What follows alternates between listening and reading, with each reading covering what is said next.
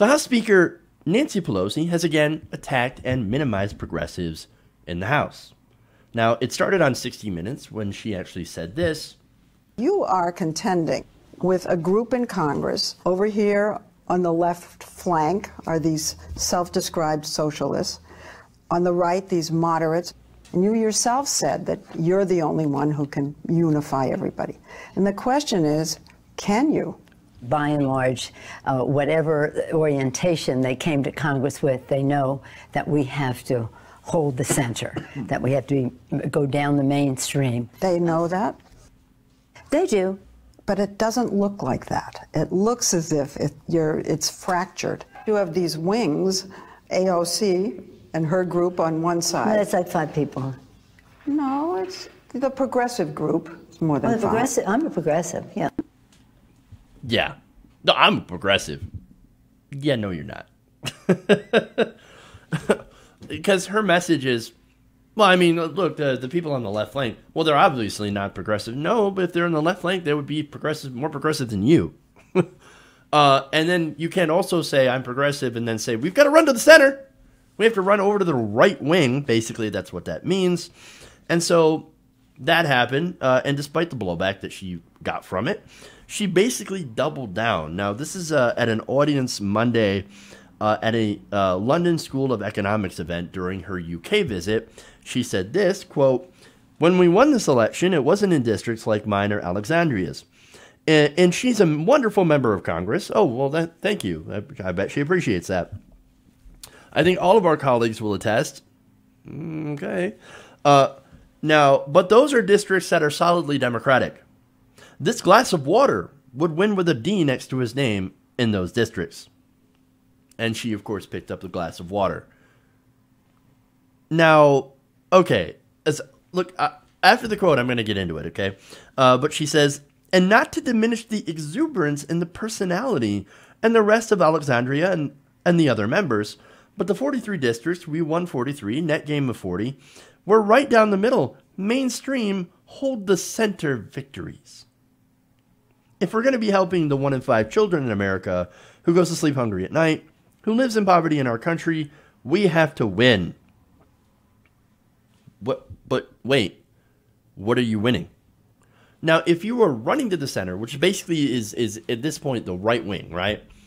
Then how are you going to get those victories? Republicans have already shown that they're not interested at all in feeding hungry children.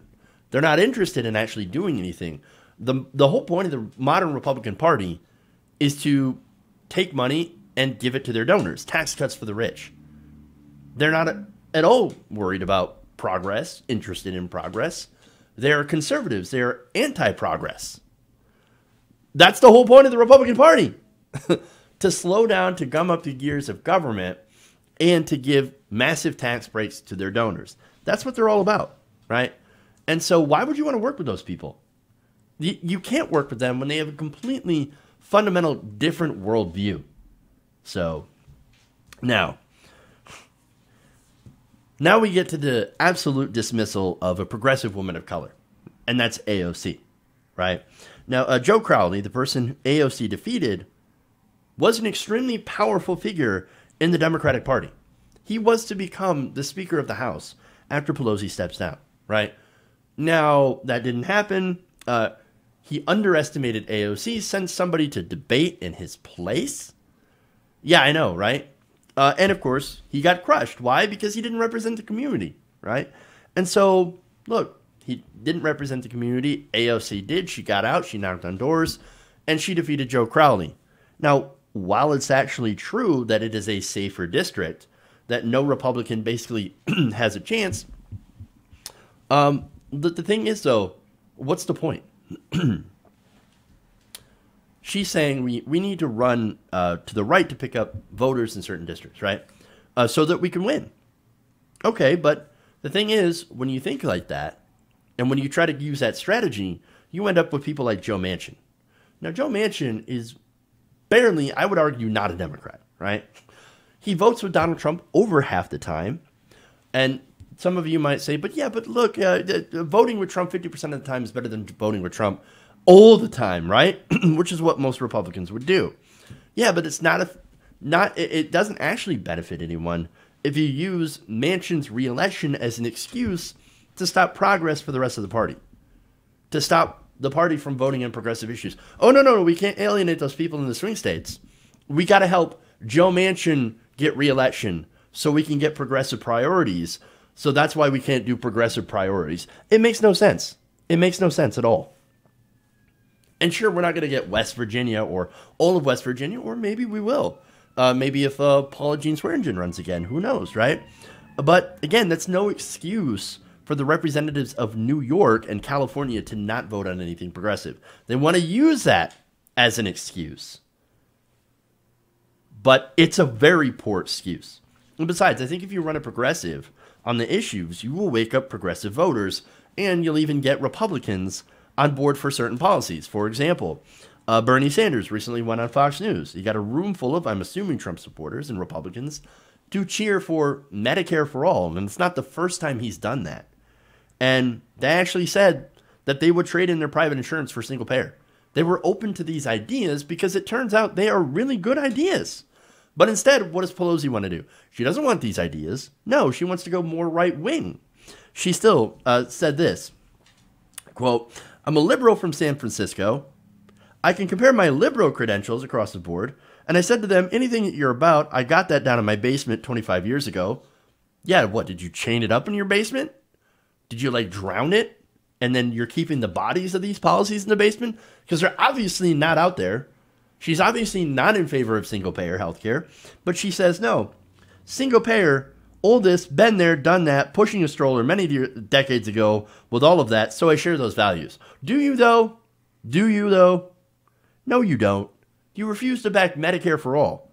She's even said, Medicare for all? No, I'm agnostic on it. In fact, I think that the ACA has better benefits than Medicare. Yeah, but we're talking about Medicare for all. The Bernie Sanders bill, Pramila Jayapal's bill in the House, those have better benefits. They are more comprehensive than the Affordable Care Act. I mean, come on, man. That is a complete lie. No, what Pelosi was doing 25 years ago, or somewhere around that time, I'm not sure on the time frame actually, but she had been defending the Confederate flag in San Francisco, wanting to keep it up.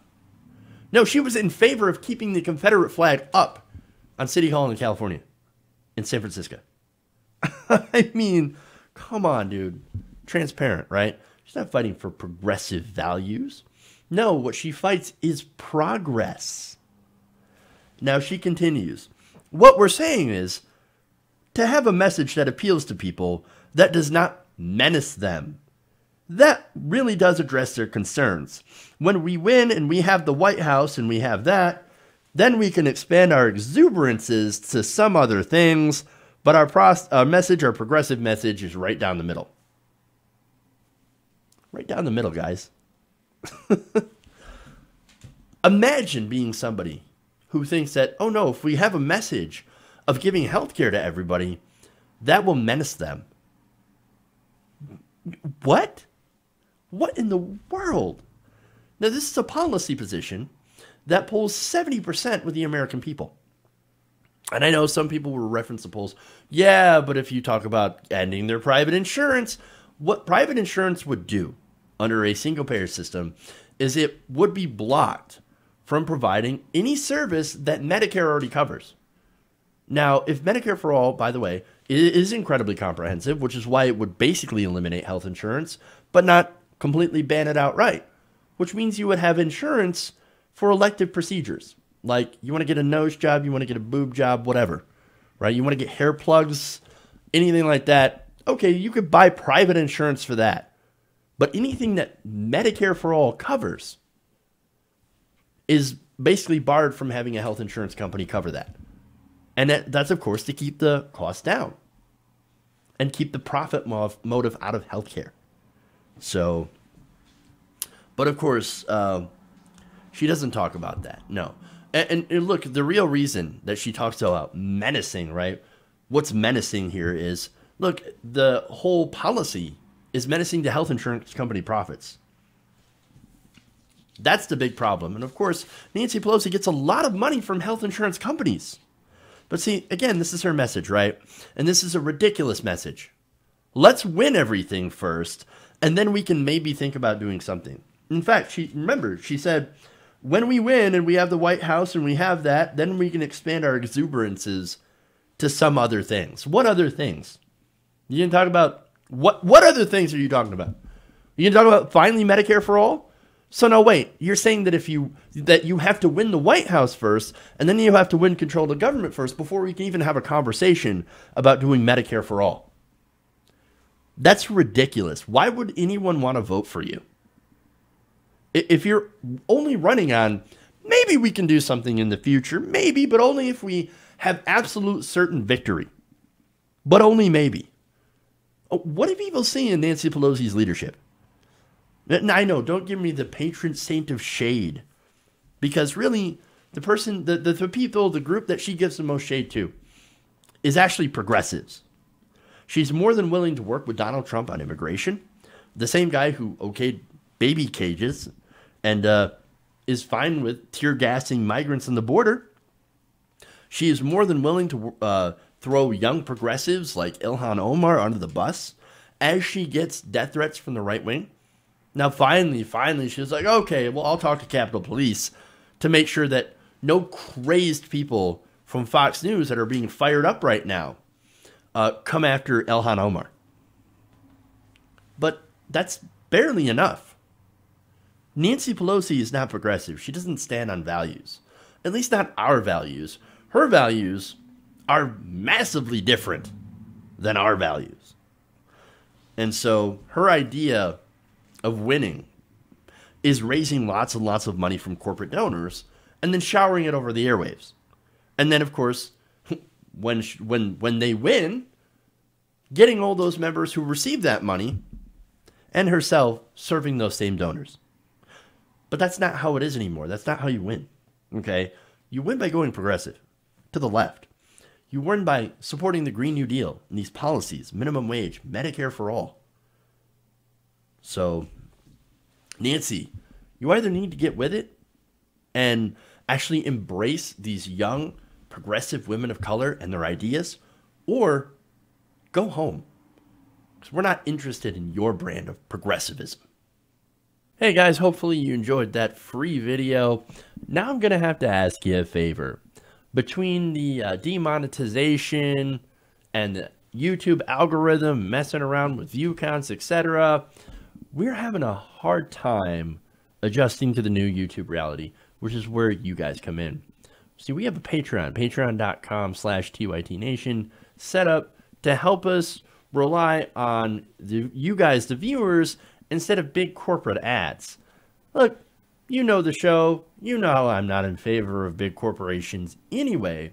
So help us transition away from relying on the ad model to pay the bills and sign up to be a patron, patreon.com/TYTNation. That goes a long way to help us keep the lights on. And you guys will know that you're supporting independent progressive media.